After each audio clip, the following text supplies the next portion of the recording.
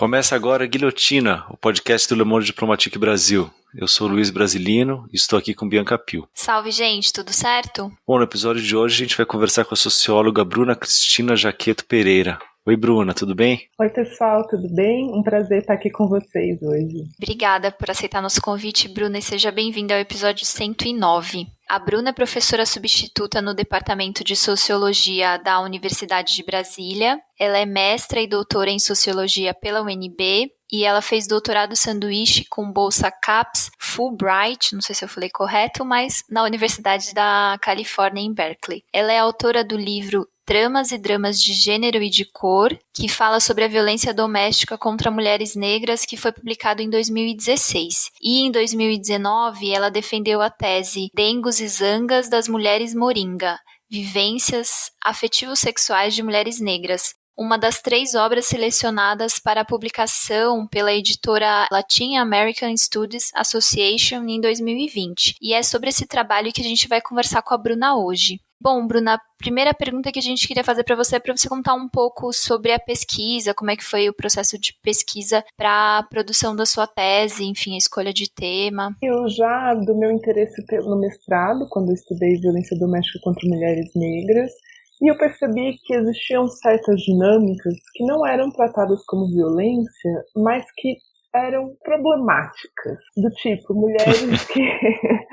mulheres que tinham histórias recorrentes de parceiros que se recusavam a sair com elas em público, ou dar a mão, ou mulheres que eram economicamente exploradas quase como que uma compensação pela sua cor, e isso não cabe no nosso imaginário, dentro dos marcos de violência doméstica, isso não cabe como violência doméstica. Então me pareceu que existia algo que ainda precisava ser mais explorado. Me deparei com alguns estudos tratando da solidão da mulher negra, um tema que tem sido muito trazido pela militância desde a década de 90, mas também hoje nas redes sociais está muito presente. Mas também não era exatamente o que eu queria falar, porque não existia só solidão. Muitas mulheres estavam em relacionamentos, e era justamente, eu queria entender esses padrões de relacionamento, essas recorrências, e também compreender o que eles diriam sobre as relações raciais brasileiras. Então, achei que era um campo ainda pouco estudado, principalmente os estudos de relações raciais falam muito sobre relacionamentos interraciais, mas não da perspectiva das mulheres negras. Então, eu quis trazer um pouco isso e pensar também as relações interraciais, os relacionamentos afetivos, eles têm um lugar muito central no pensamento sobre raça no Brasil, sobre raça e racismo. Então, geralmente a questão das altas taxas de miscigenação e casamento interracial, comparado, por exemplo, com os Estados Unidos, são considerados como provas de que não existiria racismo ou que o racismo seria mais ameno no Brasil. E eu acho que, então, olhar melhor para esse fato a partir da perspectiva das mulheres negras poderia trazer uma compreensão melhor de é isso mesmo, né? O que isso quer dizer e como são essas relações. Então, foram essas as inquietações e os ganchos que me levaram a estudar o tema. Uhum. Tinha uma pesquisa justamente sobre essa questão dos relacionamentos interraciais. Eu vou deixar um pouco pra frente, a gente vai voltar nisso. Porque antes eu queria falar um pouco da abordagem interseccional que você utiliza para analisar as trajetórias afetivos-sexuais das mulheres negras. Então eu queria que você comentasse um pouco da importância de utilizar essa abordagem, que não leva em consideração só a questão de gênero, mas também a questão racial, para dar conta, né, do tema que você trouxe. Sim, também temos isso, né? Nessa tendência à segmentação nas ciências sociais, enfim, todos e todas somos especialistas em algo. Mas essa separação do campo do gênero, do campo em relação ao campo das relações raciais, cada área se constituindo como um campo diferente, isso também eu acho que impede que se vislumbre a conexão, inclusive, das duas coisas, né? Entre como gênero se configura na nossa sociedade, como raça se configura na nossa sociedade, que estão fenômenos que estão entrelaçados. E mais do que isso, deixam de observar isso, né, essa separação impede que se contemple a complexidade das relações raciais. Então, eu quis trazer essa perspectiva interseccional, que é a interseccionalidade, a perspectiva da interseccionalidade foi uma abordagem trazida pelo feminismo negro, que decolou aí principalmente a partir dos anos 2000, mas que existe com esse nome, pelo menos, né, desde o final da década de 80. Mas eu quis também pensar a interseccionalidade de uma forma diferente em relação às propostas que temos visto, né? Então, geralmente, as bibliografias, né, a produção acadêmica que trabalha com o marco da interseccionalidade, ela serve para incluir grupos de pessoas excluídas, principalmente grupos de mulheres excluídas. Então, poderia ser usado para incluir, por exemplo, experiências de mulheres negras quando a gente fala sobre gênero, ou também de mulheres negras quando a gente fala sobre raça. Então, teria essa função de inclusão. Mas eu quis usar de uma forma um pouco diferente, porque analisando a trajetória da modernidade, da construção da modernidade, como se construíram gênero e raça ao longo, né, desse processo do fazer moderno, a gente identifica muitos pontos de sobreposição e também gênero e raça como uma linguagem em alguns pontos compartilhada. Então, a gente tem alguns autores e autoras que vão tratar especificamente disso, não é assim, um ponto que eu mais trato, mas, por exemplo, como noções de escalas raciais no século XIX, formuladas pelos cientistas que estavam ali formulando a perspectiva do racismo científico, como existia essa ideia, por exemplo, de escala de beleza, e ela ia obviamente do grupo branco, do que foi definido então como raça branca, como superior, e no último degrau da escala estariam os africanos negros. E dessa forma, ao mesmo tempo, a gente tem essa constituição de uma ideia moderna de gênero, com a ideia de fragilidade da mulher, que é, no caso, essa fragilidade é atribuída à mulher metropolitana, branca, de classe média. Então, eu quis ressaltar também que gênero e raça, essa relação histórica entre gênero e raça, esse diálogo e essa contraposição entre essas duas estruturas na sociedade moderna, eu acho que isso é fundamental para mostrar depois como eles se sobrepõem ou como é essa inter-relação entre gênero e raça na sociedade brasileira contemporânea. Mas a minha abordagem interseccional, então, vem um pouco dessa ideia de tratar os dois mais em conjunto. Bruna, na pesquisa você conta que você considerou 3 fatores de articulação de gênero e raça aí no âmbito afetivo sexual, que são estética, sexualidade e a moralidade sexual. A gente queria falar um pouco agora sobre cada um desses aspectos. Começando pela estética, você diz assim que os traços fisionômicos associados à ascendência africana são lidos como negativos e o contrário, né, aqueles submetidos à brancura valorizados. Você pode assim resumir como isso foi construído e ele é reforçado nos dias de hoje e principalmente quais as consequências disso, né, para as mulheres negras? Então, a ideia foi pensar justamente como gênero e raça estão articulados nessas 3 questões, nesses 3 pontos. Então, ao invés de fazer uma análise interseccional dizendo, olha, isso aqui é relacionado ao gênero, isso aqui é relacionado à raça, eu contesto um pouco isso porque como é uma mulher negra que está na cena, enfim, como os indivíduos em cena têm tanto gênero quanto raça, tem hora que não dá para separar isso de uma forma tão evidente. E não dá para separar justamente porque são fatores ou pontos de articulação que são relacionados tanto a gênero quanto à raça. Então, relacionado à questão da estética quanto ao gênero tem a ver com o que a autora Naomi Wolf chama de o mito da beleza. Então, essa ideia do feminino como associado ao belo, como aquilo que se contempla. Então, a beleza como um elemento fundamental e definidor também da feminilidade.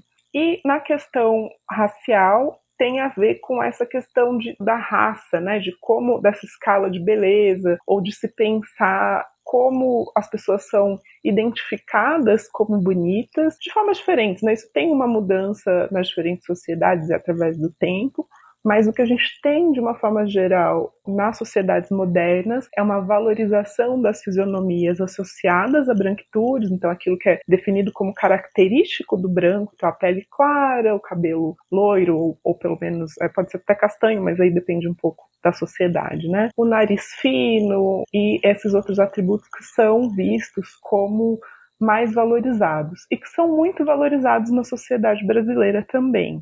tanto do ponto de vista afetivo, então como as mulheres consideradas mais bonitas seriam, os traços de branquitude seriam mais atrativos, justamente por conta dessa combinação entre gênero e raça, mas também no negativo. Então a gente ainda tem hoje famílias, e foi até uma coisa que me surpreendeu, uns dias desses eu falei disso nas redes sociais e apareceram muitas narrativas dizendo sobre como as famílias desejam que os filhos, principalmente em uniões interraciais, ou que teve alguém negro, se é uma família branca, mas que teve algum ancestral negro, existe uma tensão, um medo expresso abertamente sobre o desejo de que essa criança apresente um fenótipo mais claro, ou cabelo liso. Então, são questões que afetam as mulheres negras, e, enfim, as pessoas negras em geral, eu diria até que afetam a sociedade brasileira como um todo, porque existe uma vigilância dessas características raciais, tanto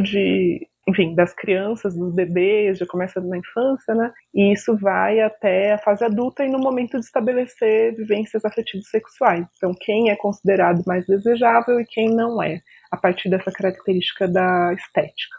Eu acho que a combinação dessas duas dimensões, eu não sei, eu lendo aqui, ficou bem claro na questão da sexualidade, né? Você coloca que os negros disporiam de uma sexualidade exagerada em oposição à superioridade intelectual da raça branca. Já as mulheres caberia o papel de administrar o desejo dos homens, dotados de um desejo sexual incontrolável.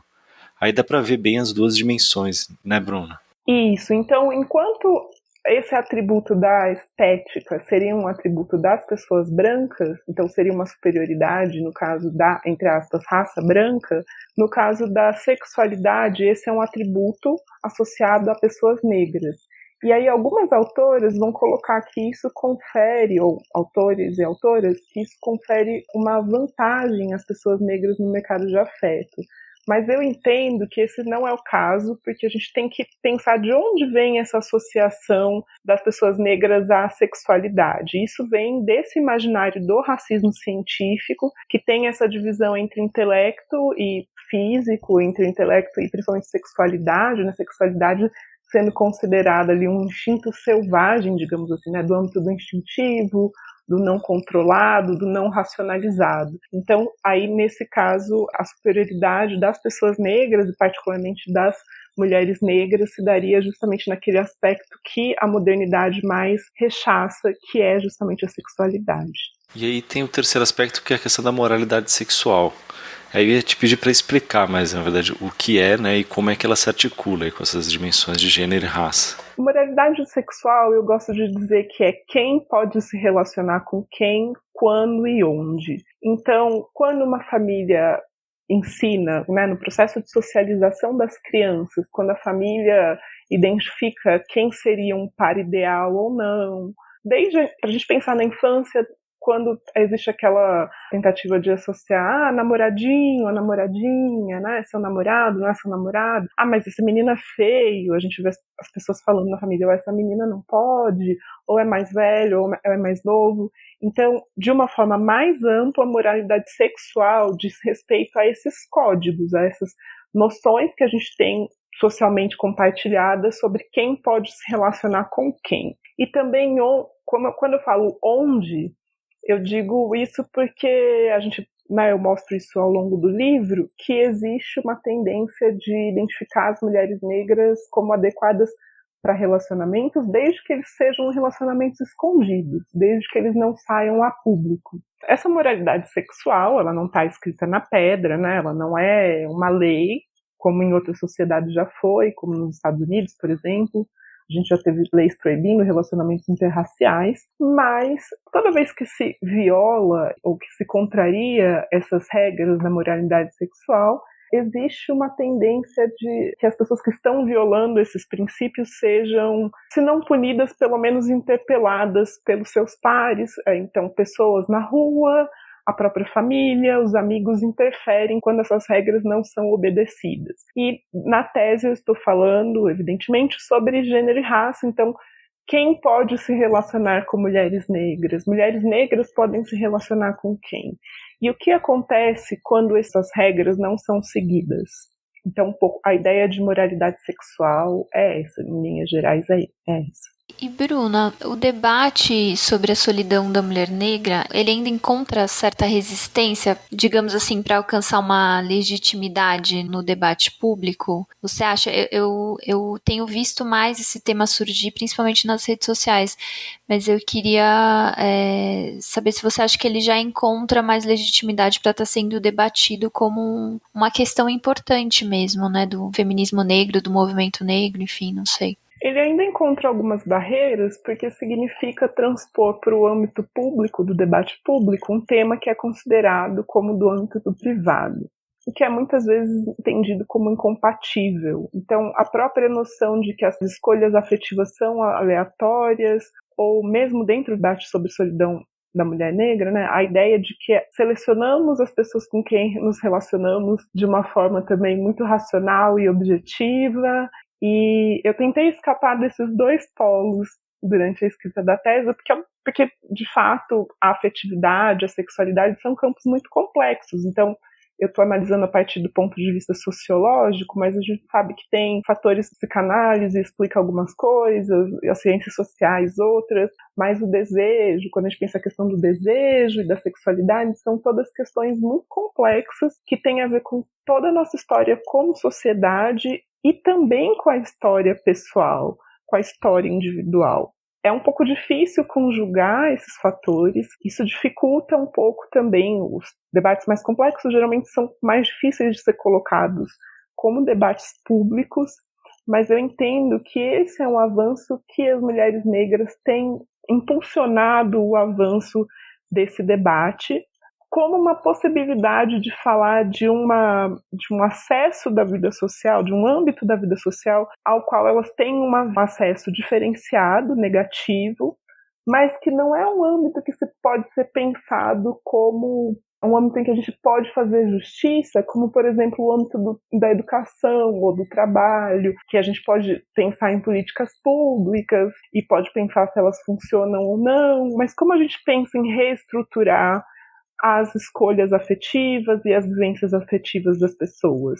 Então, nesse sentido, essa divisão entre público e privado, que é desafiada por esse debate, traz ainda uma barreira para que o tema seja visto como um tema legítimo de debate público, no sentido de o que queremos como sociedade, no sentido de se pensar a justiça social, sem contar que também é um tema pensado como secundário. Então, mesmo às vezes dentro do próprio movimento negro, é visto como um tema secundário frente a outros temas que de fato são urgentes, como desemprego e, enfim, acesso a oportunidades, a bens, mas é uma área de debate que tem sido cada vez mais demandada por mulheres negras. E algumas das suas interlocutoras também trouxeram a questão de muitas vezes estarem em papéis de amantes como uma única alternativa a essa solidão, né? Eu queria que você comentasse um pouco, porque muitas vezes tem uma das suas interlocutoras, agora eu não vou me lembrar o nome dela, que enfim, que ela é uma mulher forte, ela se coloca nesse papel, mas ainda assim ela sente falta de um relacionamento que não se baseie somente na questão sexual, né? Isso. Inclusive, eu tentei fugir um pouco também de uma narrativa muito engessada,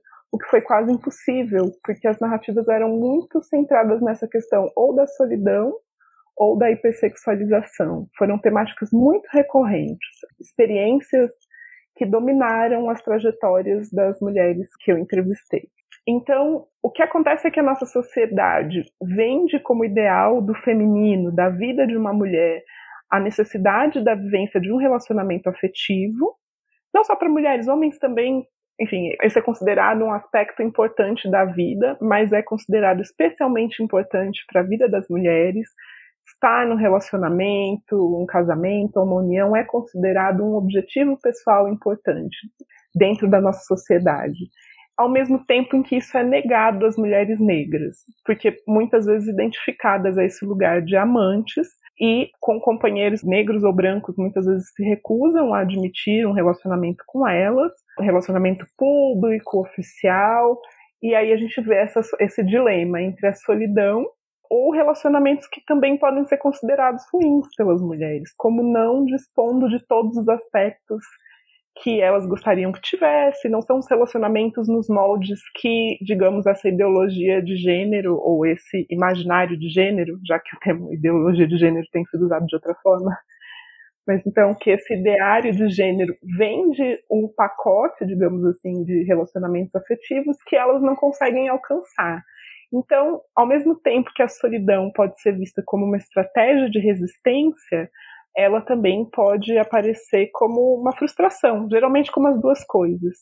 Então, uma resistência a um padrão de relacionamento que eu não quero me relacionar com alguém apenas que considera apenas os meus atributos sexuais e que não me trata como eu acho que eu mereceria ser tratada, mas ao mesmo tempo eu me frustro porque é um objetivo pessoal importante que eu não consigo cumprir. Agora, a pergunta que eu ia fazer sobre os relacionamentos interraciais, se de alguma forma não foram utilizados para reforçar o argumento de que o Brasil era uma democracia racial, enfim, em alguma medida. Você falou um pouco já na sua primeira resposta, mas eu queria que você comentasse, enfim, mais detidamente. Sim, eu acho que é uma perspectiva masculina e machista. Inclusive, não acho que são mulheres negras que vêm contestar essa visão, porque a gente tem essa ideia de que se existe um relacionamento afetivo, não existe racismo. Essa é uma ideia central do ideário da democracia racial, essa ideia de que o relacionamento afetivo, e digamos afetivo sexual, porque para a gente ter o processo de mestiçagem, a gente não precisa ter um casamento, né? A gente não precisa ter afetividade, não precisa ter amor, não precisa ter namoro, não precisa ter casamento. É o contato sexual. Então, essa ideia de que tanto afetivo quanto sexual são a última barreira da integração racial, isso é verdade para algumas sociedades. A Lélia Gonzalez diz que tem uma sociedade de racismo aberto, então seria Inglaterra, depois Estados Unidos e África do Sul, também os holandeses, por exemplo, sociedades germânicas. Mas, como ela diz, nas sociedades ibéricas, isso funciona inclusive com consequências para a colonização, isso funciona de uma outra forma. O contato sexual, ele não é vetado. O que é vetado é o casamento. Então, existe essa distinção e ela é muito importante. Então, o que eu sugiro, o meu argumento é de que atribuir contato sexual à ausência de racismo é imputar um outro tipo de formação racial ao Brasil, sem olhar de fato as características da nossa formação racial, que sempre permitiu esse contato sexual, inclusive resultando muitas vezes em estupro e em exploração sexual de mulheres negras, como no caso de trabalhadores domésticos, para a gente falar de um caso mais atual. Então, o que eu falo é justamente isso, que o relacionamento interracial, ele não é prova de que não existe racismo, e isso se torna óbvio quando a gente observa as dinâmicas racializadas dentro dos relacionamentos afetivos. E aí pode ser tanto os relacionamentos afetivos entre pessoas negras, como os relacionamentos interraciais. Bruna, mas assim, só complementando essa tua resposta, mas por outro lado, assim, isso não mostra que não tem racismo. Mas por outro lado, o que pode-se tirar alguma conclusão sobre o nível de racismo na sociedade a partir do número, né, ou da evolução da quantidade de relacionamentos interraciais? Essa é uma medida muito usada em todo mundo. Eu ainda, a meu ver, isso é uma característica, é uma medida mais adequada a essas sociedades que já inicialmente, no caso onde houve colonização, essa separação, esse contato sexual foi impedido, como por exemplo os Estados Unidos ou África do Sul. Ali a gente tem sociedades em que o casamento é um tabu, em que o contato afetivo também é um tabu, mas não no Brasil. No Brasil, inclusive, isso é estimulado pela política, digamos, né, as políticas estatais e depois sociais de embranquecimento da população. O relacionamento interracial não apenas não é um tabu, como ele é incentivado em algumas camadas populacionais como uma forma de embranquecer a população brasileira, né? Isso é um fato histórico e também uma característica da nossa sociedade. Eu acho que as medidas, os estudos quantitativos, sim, são muito efetivos em várias coisas. Eu acho que eles podem dar uma parte do fenômeno, mas não adianta a gente mostrar que as pessoas, por exemplo, se casam sem mostrar como são esses casamentos e o que está envolvido, por exemplo, o que leva essas pessoas a se casarem. É a ausência de barreiras raciais? Eu proponho que não. É justamente a ideia de diferença. E aí a gente tem uma visão um pouco diferente dessas estatísticas. No livro você também aponta que existe uma idealização do amor afrocentrado, né? Por que você coloca isso? Olha, eu chamo isso de uma utopia de plena realização, que é a ideia de que esse amor entre pessoas negras, ele vai acabar com todas as marcas do racismo que as pessoas sofrem ao longo de suas vidas. Então, além de todo o peso que os relacionamentos afetivos já têm na sociedade moderna, especialmente o casamento, algumas autoras, enfim, até psicanalistas ou terapeutas de casal vão dizer como, por exemplo, se espera hoje, as pessoas são muito ocupadas, trabalham muito, então se espera que o companheiro, companheira ou, enfim, marido ou esposa façam um papel de amigo, da família, de tudo, né? Então isso já é um papel que vem se inflando ao longo do tempo.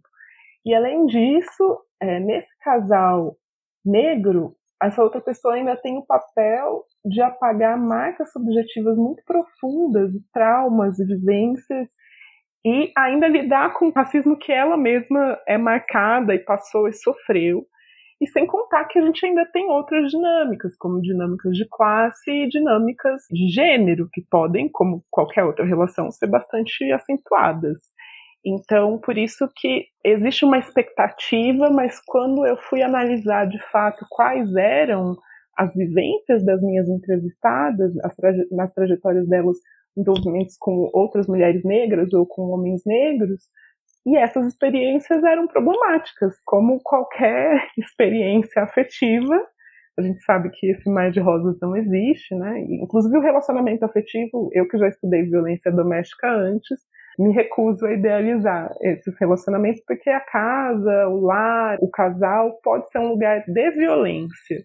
Isso não é reconhecido nessa utopia dos relacionamentos afrocentrados, o que não quer dizer que essa utopia também deva deixar de existir ou não possa ter o seu lugar.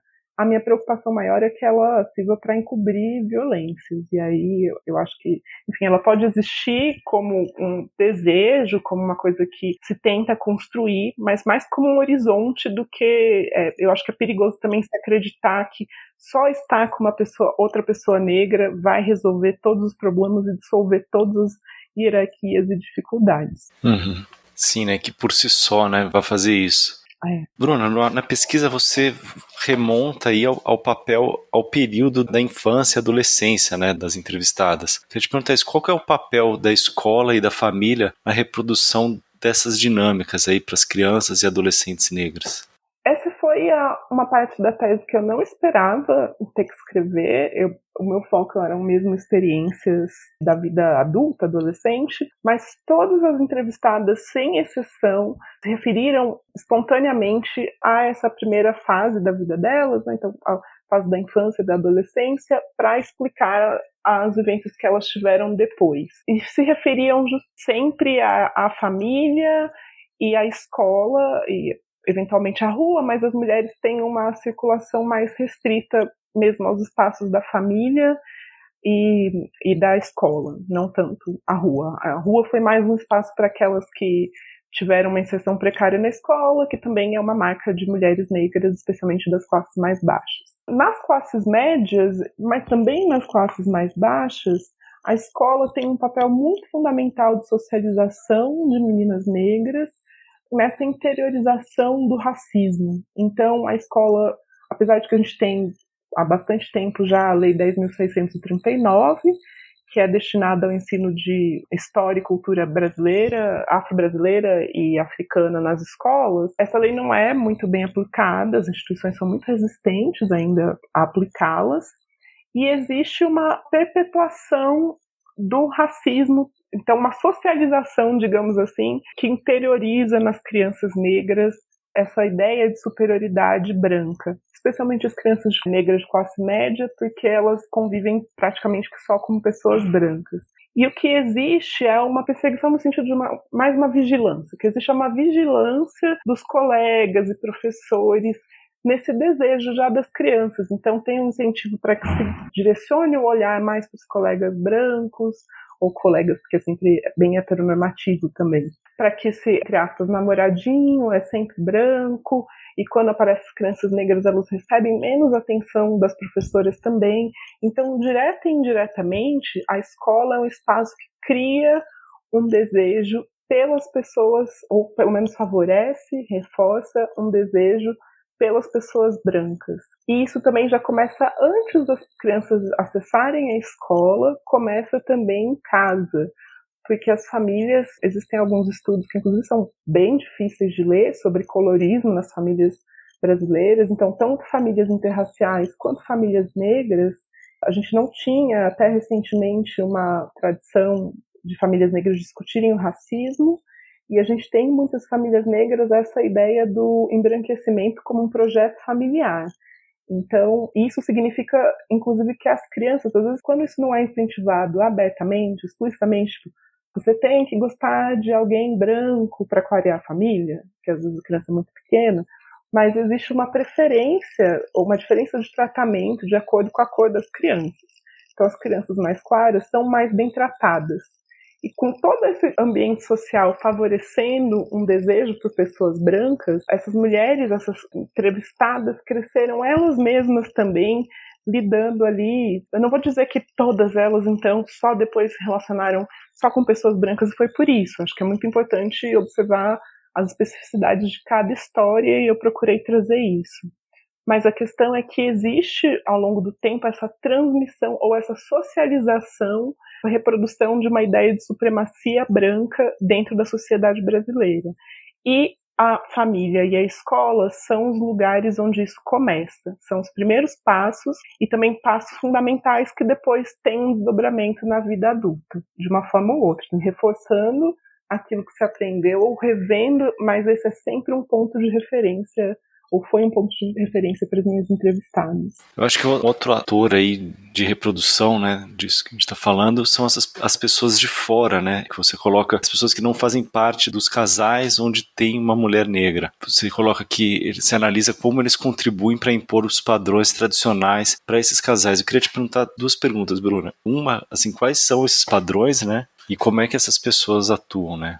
Essas pessoas, assim, é a sociedade, né? Sim, então eu fiz ali uma diferenciação, um agrupamento de acordo com o que foi mais ou menos presente na fala das entrevistadas. E eu desconfio que, na verdade, não é nem por frequência, mas sim por importância. Então, o primeiro ator que tem muita importância nisso é a família. Então, geralmente, a família branca é uma interventora importante em relacionamentos interraciais, pois a família, existe sempre algum tipo, mesmo quando não existe uma resistência aberta, existe pelo menos um comentário. Então, enquanto um relacionamento entre duas pessoas brancas, raça nunca vai ser vista como uma questão, uma referência, nada, quando for um relacionamento interracial, sempre existe pelo menos um comentário, um presente que é um creme de cabelo, um comentário sobre por que usa o cabelo natural ou trança ou alguma coisa. Então, sempre alguma característica racializada vai ser, no mínimo, mencionada. Mas, no limite, a gente pode ter famílias, e são as mulheres as principais gestoras dessas relações familiares, por conta dos papéis de gênero. Então, existem as mulheres da família que interferem e tentam romper, muitas vezes, esse relacionamento, considerando que os filhos não estão se relacionando com mulheres adequadas para aquela família. Então, o padrão é um padrão que diz respeito não só ao relacionamento, então a ideia de que um relacionamento adequado é um relacionamento heterossexual com outra pessoa branca, como também existe a ideia de que a família toda tem que ser branca. Então, o relacionamento não é só um fator individual, não é um problema só da pessoa que se relaciona com a mulher negra, ele vira um problema de toda a família, ele vira uma proteção de patrimônio, eu vou dizer aqui, já vou explicar, simbólico, que é a da branquitude, e também material, no sentido de que, isso foi interessantíssimo, no sentido de que eu achei muito curioso, eu não esperava encontrar, existe uma representação muito forte de que as mulheres negras são pobres para as famílias brancas, mesmo quando elas ganham mais do que o companheiro branco. Então existe essa ideia da golpista, daquela que vai roubar alguma coisa do patrimônio de toda a família branca. E as intervenções se dão no sentido de barrar essas supostas tentativas. E tem também intervenções das famílias negras. Como eu disse, muitas famílias negras adotam, isso é histórico, isso a gente pode achar que é uma coisa antiga, infelizmente não é. Eu tive muito mais provas disso do que eu até gostaria. Mas muitas famílias negras adotam um projeto intergeracional de embranquecimento e constrangem os seus membros quando eles se relacionam com mulheres negras. Então, desde a criança vai nascer com o cabelo ruim, entre aspas, ou você não deveria querer voltar para a África. Também existe esse gerenciamento no sentido de que a pessoa negra que se relaciona com uma mulher negra estaria atrapalhando esse projeto familiar de embranquecimento. E aí a gente tem também amigos, às vezes o cara se pensou nisso, não comentou nada e trata isso, entre aspas, com normalidade, mas os amigos interferem, falam, você não pode ficar com uma mulher negra em público, ou ostracizam o cara, inclusive, ou a mulher, muitas vezes por isso. Então existe essa punição mesmo. E desconhecidos também na rua, que ofendem, que lançam olhares, que olham esse casal e interpelam uma mulher como prostituta. Isso aconteceu em mais de um caso, a mulher negra com um homem branco, principalmente em ambientes de praia, e as mulheres negras são interpeladas como prostituta. Então tudo isso constitui, eu trato tudo isso como uma interferência social nesse tipo de casal, dizendo quem pode circular com quem, essa questão que eu mencionei anteriormente da moralidade sexual. Então, quando isso é contrariado, existe algum tipo de intervenção. É uma das coisas que chama muita atenção no livro, essa parte é bem foda. Bruna, o que é que você chama de batalha de cores? Na verdade, não sou eu, na verdade é o Florestan Fernandes. O Florestan Fernandes já tinha falado nos estudos dele na década de 50 em São Paulo, dessa disputa de por parceiros e parceiros sexuais baseada na raça-cor. Então essa ideia de competição feminina, que já é uma ideia que existe de, por exemplo, roubar o homem, dentro desse imaginário de gênero a gente tem essa ideia de que as mulheres competem, e essa batalha das cores seria a competição também entre homens ao longo dessas linhas raciais. Então seria, por exemplo, quando uma mulher negra se relaciona com um homem branco, em alguns casos, enfim, as entrevistadas mencionaram e disseram: as outras mulheres brancas não aceitam que eu me relacione com ele, que é como se eu estivesse roubando um homem delas.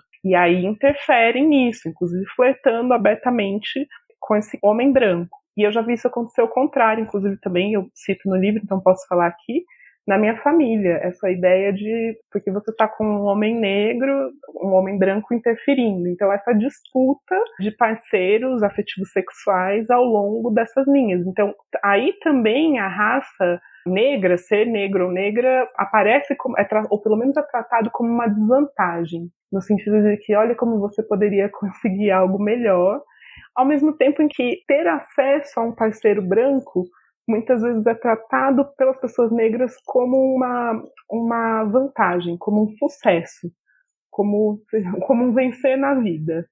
Então, batalha de cores são as disputas que se dão em torno dessas lógicas. E Bruna, essa pergunta que eu vou fazer agora, ela é bem central, na verdade, no trabalho todo, mas acho que era importante você explicar pra gente, né, a partir da sua pesquisa, como as mulheres negras percebem e vivenciam a própria sexualidade? Olha, como essa representação das mulheres negras como hipersexualizadas é muito presente, e principalmente como ela contraria o ideal normativo de feminilidade, ela é uma marca muito central nessas vivências. E aí, a forma como as minhas entrevistadas, pelo menos, se relacionavam com essa visão projetada sobre elas, foram duas formas principais. A primeira foi abraçar o estereótipo. Então, como tem uma das entrevistadas, a Nina, que é uma entrevista que eu gosto muito, que ela, inclusive, é uma mulher de tez escura e gorda, o que também faz muita diferença, mas ela se via como uma pessoa muito acessada por fetiches, porque ela tem um corpo que foge completamente da normatividade, do que se considera belo e adequado. Então, ela me diz, eu me vendi para a indústria pornográfica, no sentido de que ela se empenhava para cumprir o estereótipo que se projetava sobre ela. Mas como ela mesma disse, isso não era uma estratégia que dava muito certo, porque isso, enfim, resultava, ela também buscava afeto, buscava parcerias, e isso ela quase não tinha encontrado ao longo da trajetória dela. Por outro lado, a gente vai ter as mulheres que buscam se aproximar, então, do ideal normativo, e aí isso vira, essa projeção de uma hipersexualidade sobre elas, pode virar o que uma outra entrevistada chama de um travamento. Ela diz, eu fiquei travada, porque não conseguia acessar a própria sexualidade, enfim, expressar a própria sexualidade seria se encaixar dentro desse estereótipo. Então ela buscava se afastar disso, sem muito sucesso, pois é uma projeção externa, né? Mas, enfim, foram essas duas principais, assim, tipos de possibilidades e estratégias subjetivas para lidar com esse estereótipo. Bruna, e você também pesquisou aí como é que esses fatores afetam a forma como as mulheres veem o próprio corpo, né? E o cabelo foi o atributo relacionado à identidade racial que as entrevistadas mais ficaram à vontade para falar, né? Por que você acha que isso aconteceu? E aí qual é a importância, né, do cabelo para a subjetividade? Também outra relação que me surpreendeu, eu acho que o cabelo crespo, ondulado, cacheado, tem ganhado recentemente uma possibilidades que não existiam antes. Foi um movimento muito rápido, né? Um movimento de talvez 10 anos para cá, e que talvez tenha avançado não necessariamente colado ao debate sobre raça e racismo. Então uma pessoa pode nunca falar sobre raça e racismo e ter um cabelo crespo e usar o cabelo crespo. Os produtos e a mídia vieram depois dos movimentos na internet, então as blogueiras, as influências tiveram um papel muito grande. Os grupos de mulheres, tem grupos de mulheres em vários estados brasileiros falando sobre essa questão do cabelo. E o cabelo, eu acho que deu uma linguagem. Enfim, tem toda uma discussão que eu não quis entrar porque ela é grande, fugiria um pouco ao escopo da pesquisa, sobre a relação simbólica de cabelo e sexualidade na cultura ocidental. Mas me parece que quando as mulheres negras deixaram de alisar o cabelo, ou pelo menos nas suas trajetórias individuais, esse momento de deixar de alisar o cabelo, ele esteve muito, ou muito frequentemente relacionado a uma tentativa também de, entre aspas, desreprimir essa sexualidade, de olhar para o seu próprio corpo e para a sua própria sexualidade de uma outra forma, se reconhecendo como uma mulher bonita. Então, me parece que essa coisa de prender o cabelo, ter que trazer o cabelo sempre, entre aspas, domado, eu estou usando um vocabulário aqui, obviamente, emulando ou mimetizando o vocabulário racista, né, para falar de cabelo, mas essa ideia do cabelo domado, que ele precisava estar sempre assim, me parece que tinha um efeito subjetivo que impactava também a própria sexualidade e a visão do próprio corpo. E que nessas trajetórias individuais as mulheres ganham algo. Não é como se essa questão, esse relacionamento com a sexualidade se dissolvesse de imediato, mas existe uma tendência, ou pelo menos entre as minhas entrevistadas existiu, de se ver de uma outra forma, de se ver de uma forma mais à vontade com o próprio corpo e com a própria sexualidade a partir do uso do que se chama de cabelo natural, que também é um cabelo manipulado, né?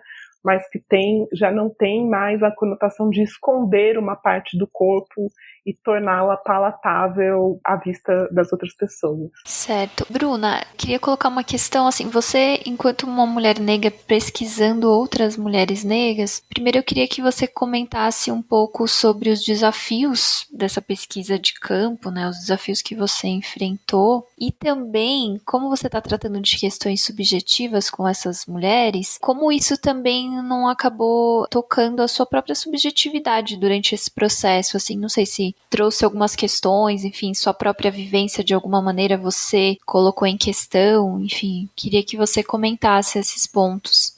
Com certeza, acho que não teria como descolar as coisas. Então, foi uma pesquisa muito prazerosa de fazer e sempre foi, eu até digo assim, acho que foi a primeira pesquisa, uma das poucas pesquisas que a pesquisadora vai para campo, e quando eu comentava com uma mulher negra o que eu estudava, as pessoas me perguntavam e eu respondava, elas falavam, você tem que me entrevistar.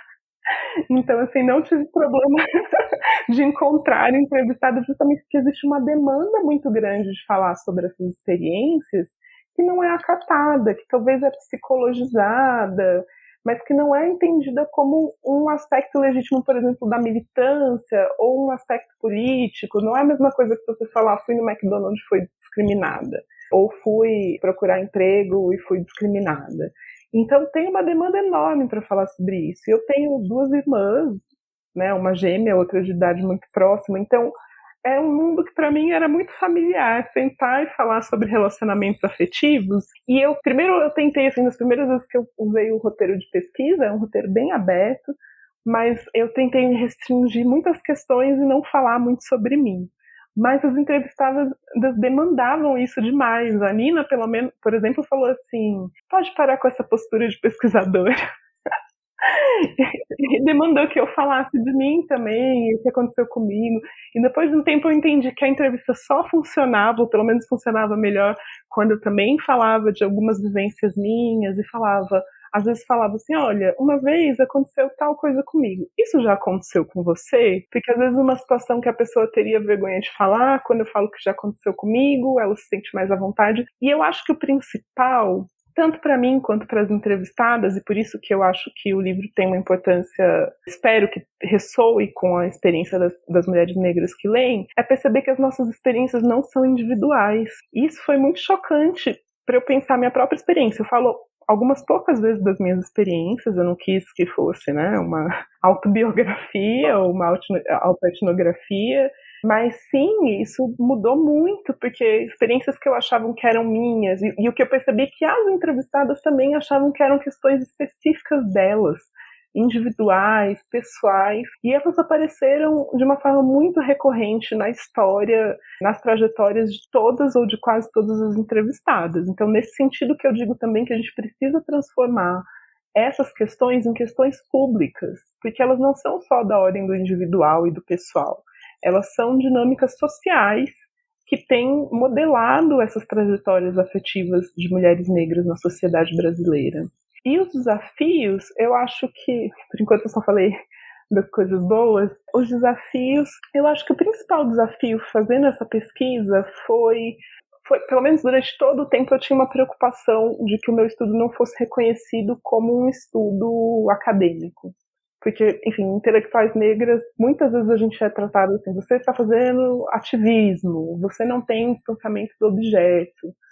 E para mim foi fundamental me basear no trabalho de autores e autoras negros e negras, como a Bell Hooks, como a Lélia Gonzalez, como a própria Patricia Hill Collins, como o Du Bois, que vão falar ao contrário, que eles ou trouxeram as próprias experiências para a pesquisa sociológica ou para investigações da sociedade em geral, mas pensando no Du Bois, por exemplo, né, para a pesquisa sociológica, ou então utilizaram isso como ponto de partida. A Virginia Bicudo, por exemplo, fica um pouco mais... Ela não fala das próprias experiências, mas dá para ver ali, enfim, eu vejo, pelo menos lendo ela, eu vejo ali muitas coisas de uma mulher negra vivendo em São Paulo e fazendo uma pesquisa. E além disso, a Patricia Hill Collins, que é a autora que, com pensamento feminista negro, trouxe essa questão da epistemologia feminista negra, trouxe essa questão da teoria do ponto de vista, dizendo que, olha, a nossa localização na sociedade,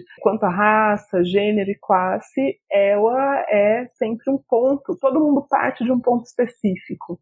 E cada pessoa faz pesquisa de um lugar específico. O meu é de mulher negra, então foi mais fácil para mim, pessoalmente, né, na escrita, não achar que eu precisava me distanciar disso para conseguir escrever um trabalho objetivo, científico, acadêmico, ao mesmo tempo que eu tinha uma preocupação de como isso seria recebido na academia, se seria aceito como um trabalho acadêmico legítimo, porque além do tema ser um tema que academicamente não é visto como tão interessante, ainda tem essa questão da objetividade que tende muitas vezes a ser vista dessa forma.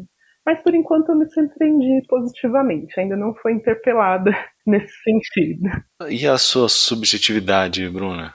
A minha subjetividade, eu acho que é isso, eu acho que experiências... Eu cresci no interior de São Paulo, em uma cidade com muitas pessoas brancas, e eu até brinco, assim, as pessoas são muito brancas. Eu moro em Brasília agora, eu falo, não, gente, vocês não estão entendendo, para mim, Brasília, todo mundo é negro. Porque as pessoas de onde eu venho eram muito brancas. E passei por uma experiência também, estudei em escola particular, então me vi muito, muito contemplada na experiência das minhas entrevistadas negras que viveram nos ambientes de classe média. E aí eu até me surpreendi que foi em várias regiões do país, mas essa identificação desde muito cedo com o lugar da feiura e com o lugar da rejeição. E depois dessa transformação eu mostro, né, que algumas entrevistadas, quando vão para a faculdade, aí viram um objeto de desejo, que é uma mudança, assim, a gente não sabe muito o que fazer. E eu acho que, de fato, eu ter passado por isso, ainda que não eram coisas que eu entendia, né, não é uma coisa que você está olhando para isso, mas quando começou a acontecer com as entrevistadas, eu falei assim, olha, tem aqui um padrão, e isso também aconteceu comigo. E eu acho que isso me abriu para uma outra reflexão, assim, então, de coisas que eu achava que, assim, será que é um problema meu, né? Será que eu tenho alguma coisa de errada? Ou o que aconteceu naquela parte da minha história, né? O que mudou ali? Eu acho que fez muito mais sentido nessa direção de observar mais os fenômenos que são sociais, que não são só da minha trajetória, que não são só do meu processo. Outros não, outras questões eram muito diferentes das minhas, e eu também procurei ficar muito aberta para ouvir todos os tipos, as muito próximas e as muito distantes, né? E incorporando isso às minhas reflexões. Mas eu acho que, se eu posso dizer, como assim, né? Como muitos pesquisadores dizem, eu acho que para mim pessoalmente ficou muito evidente a complexidade das vivências afetivas, apesar de que perpassadas fortemente por essas questões raciais e de gênero.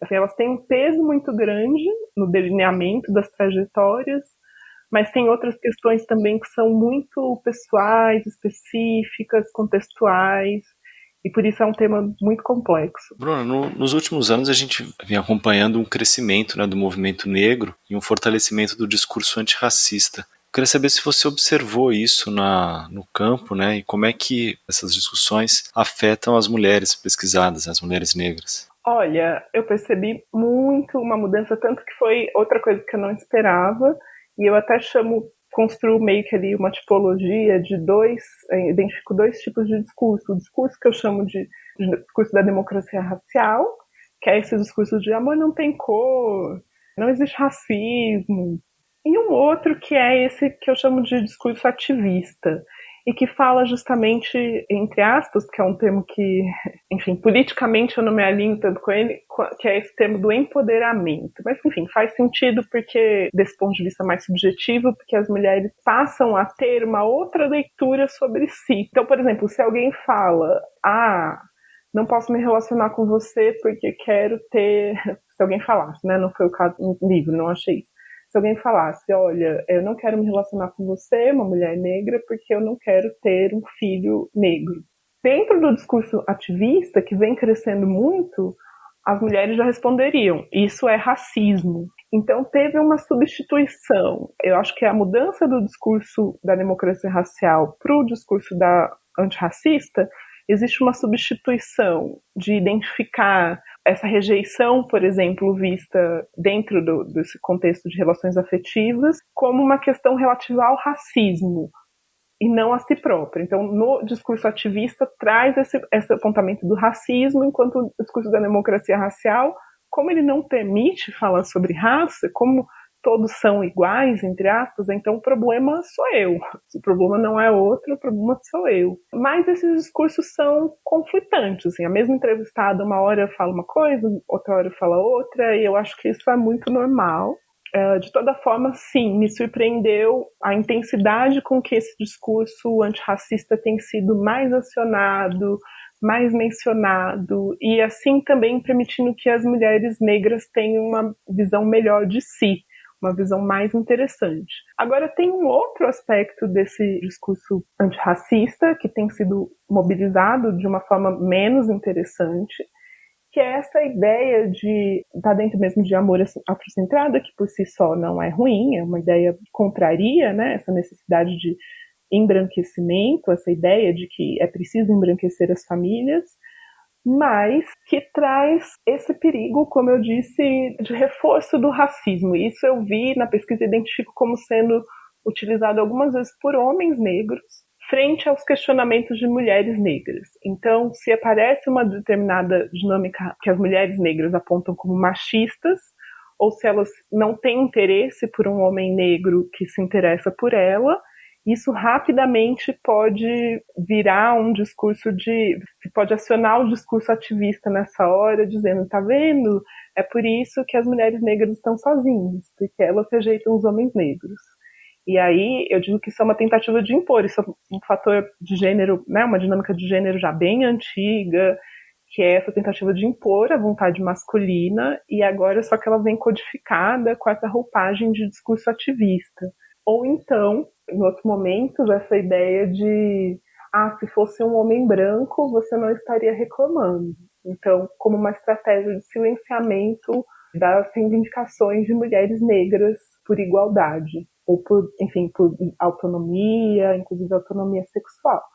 Então, o discurso ativista é ótimo, isso não significa que a gente tem que acabar com o discurso ativista, muito pelo contrário, sigamos com ele, mas ele não pode, temos que estar atentos e atentas para que ele não seja utilizado como um reforço do machismo. Fica muito clara a necessidade da interseccionalidade, né, Bruna? Exato, e inclusive dentro do ativismo, como historicamente as mulheres negras, os movimentos de mulheres negras vêm dizendo, não adianta a gente fugir da armadilha do gênero ou da dominação de gênero para ser capturada na armadilha de raça, e nem o contrário, nem sair da armadilha racial para cair na de gênero. Isso não é um avanço para mulheres negras. Então, a luta e o avanço tem que ser, de fato, interseccional.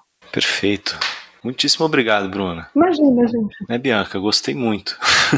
Nossa, foi sensacional, Bruna. Obrigada por essa conversa. Foi muito massa. O livro é muito legal, gente. Baixem o livro, a gente vai deixar o link. Vale a pena. O livro tem muitos relatos, né? Muito. E tá didático, tá acadêmico. Você que não é da academia consegue compreender, e você que é da academia se aprofunda no tema. Obrigadão, Bruna. Eu agradeço muito. Foi muito legal falar com vocês. As perguntas foram ótimas e foi sempre incrível poder falar sobre um trabalho que a gente é tão apegada, né? Bem apegada a esse trabalho. E espero que se abra um diálogo. Eu sei que não é um trabalho pronto, nunca teve esse objetivo. Eu espero que, inclusive, o podcast contribua para que a gente possa falar mais sobre isso, falar outras coisas, ouvir outras vozes, porque eu acho que é necessário, faz-se necessário. E eu espero que o livro e essa conversa também apontem esse caminho. Com certeza, a gente fica feliz com isso também. É isso, gente. Quem quiser mandar ideias, escreve pra gente no e-mail guilhotina@diplomatique.org.br. E que mais, Luiz? Acho que é isso, né? Ainda estamos com a edição sobre as frentes e as perspectivas das frentes de esquerda. Sim. Vale a pena conferir quem ainda não teve acesso ao conteúdo, tá muito rico. E é isso, né? Daqui a pouco, mês que vem aí, semana que vem, chega a edição nova do Le Monde Diplomatique. Exatamente, não para. Acessem nosso site que tem também diversos artigos toda hora chegando lá. Valeu, gente. Até semana que vem. Até semana que vem.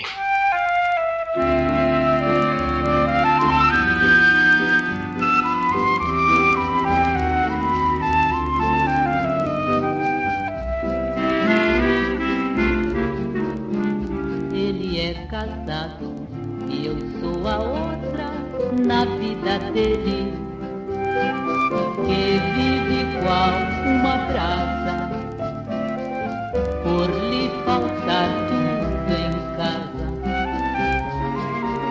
Ele é casado e eu sou a outra que o mundo difama, que a vida ingrata maltrata e sem dó cobre de lama.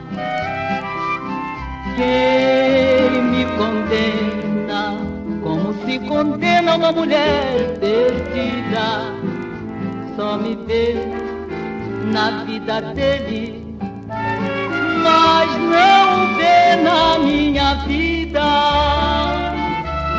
Não tenho nome, trago o coração ferido, mas tenho muito mais classe do que quem não soube prender o marido.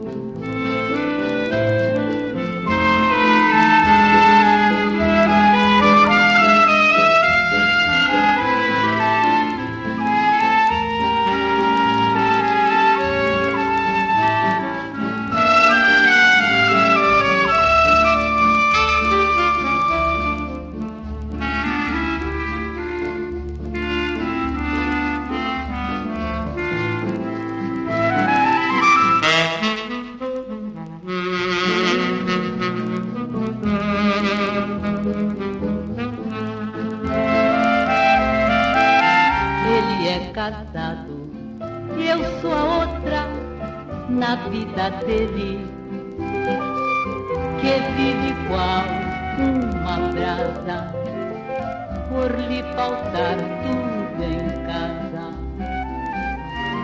Ele é casado e eu sou a outra, que o mundo de fama, que a vida ingrata. O Guilhotina é um podcast do Le Monde Diplomatique Brasil. O roteiro, a produção e a apresentação é de Bianca Pio e Luiz Brasilino.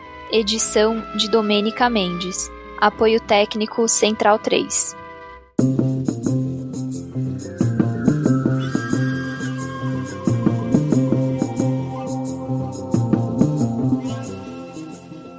Semana que vem estreia a série especial Cerrado dos Povos, Saberes e Biodiversidade. Eu, Bianca Pio e Luiz Brasilino faremos entrevistas com pessoas de diferentes povos e comunidades, além de pesquisadoras, pesquisadores, assessores e assessoras do Cerrado. Vamos falar sobre a importância da região conhecida como Berço das Águas e as pressões que o bioma tem sofrido. Serão 3 episódios em que iremos aprender sobre os povos e comunidades que mantêm o Cerrado em pé e lutam para conservar os seus modos de vida. A série é uma realização do Le Monde Diplomatique Brasil, em parceria com o ActionAid Brasil e a Campanha Nacional em Defesa do Cerrado. Não perca! Nas melhores plataformas ou no site do Le Monde Diplomatique Brasil. Cerrado dos Povos, Saberes e Biodiversidade.